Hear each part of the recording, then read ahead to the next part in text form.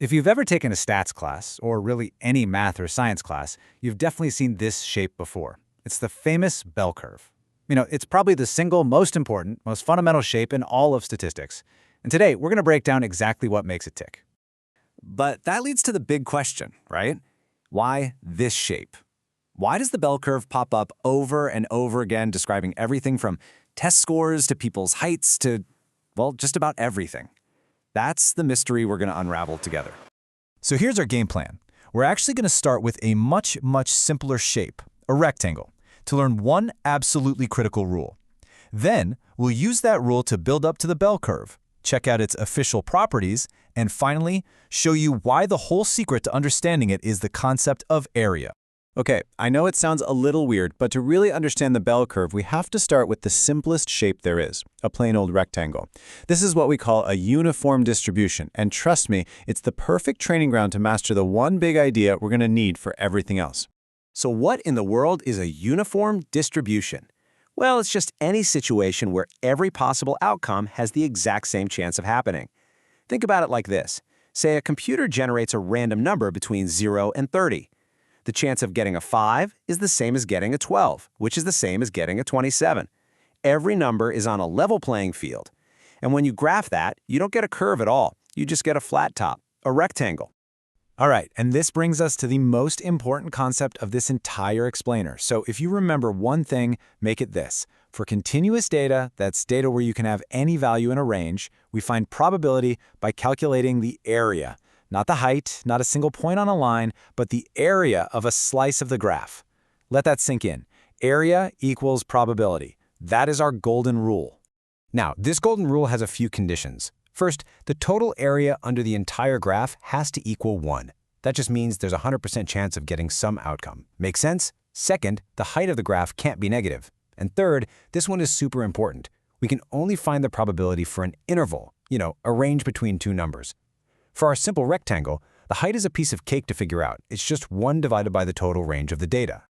Okay, enough with the theory. Let's actually do this. Back to our random number generator that spits out a number between 0 and 30. What's the probability that the number it gives us is somewhere between 5 and 15? It's time to use our golden rule. Area equals probability. It's actually just a simple 3-step calculation. Step 1, we find the height. That's 1 divided by the total range, which is 30. So our height is 1/30. Step 2, find the width of the slice we care about. We're looking at the range from 5 to 15, so 15 minus 5 gives us a width of 10. And finally, step 3, we get the area by just multiplying that height by that width. And boom, there's our answer. The area, and therefore the probability, is about 0.3333. Or, a 33.3% chance. See how that works? For a rectangle, finding probability is just finding the area. Now here's the really cool part. This exact same logic that area equals probability is exactly what we need for the bell curve.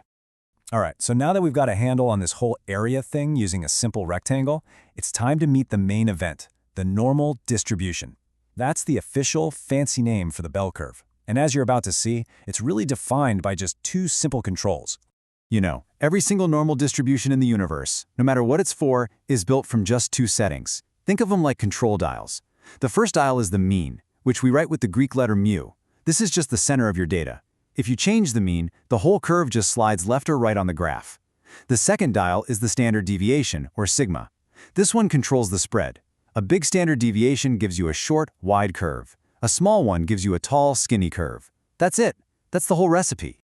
So now that we know what builds the curve, let's go over its official rules of the game. Turns out, every true normal distribution has a few key properties that you can always count on. First off, it's perfectly symmetric. The left side is a perfect mirror image of the right.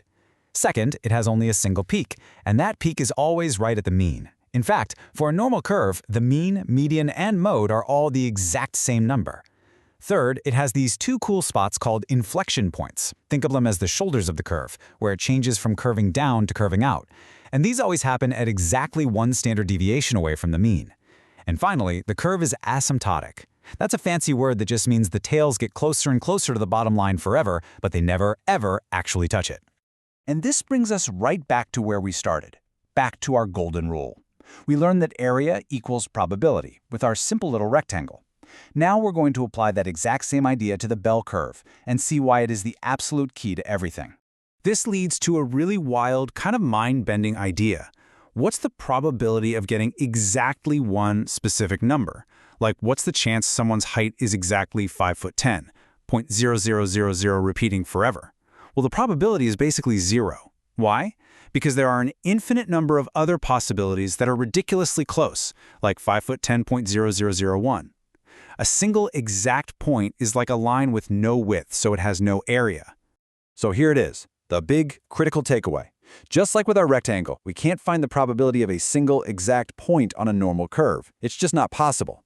We have to find the probability of a value falling inside an interval. And how do we do that? You guessed it, by finding the area under the curve for that specific slice. This idea is what truly unlocks the power of the normal distribution. So let's do a quick recap. We started with a simple rectangle to learn our golden rule. Area is probability. We use that to get to know the bell curve, which is just built from a mean and a standard deviation, and it follows a few clear rules. And now, most importantly, we know why we have to find the area under that curve to figure out a probability. So that leaves us with one final giant question, doesn't it? How in the world do we actually calculate the area under this complex shape? Well, that's a topic for next time, but understanding the why is the biggest step. And you just nailed it.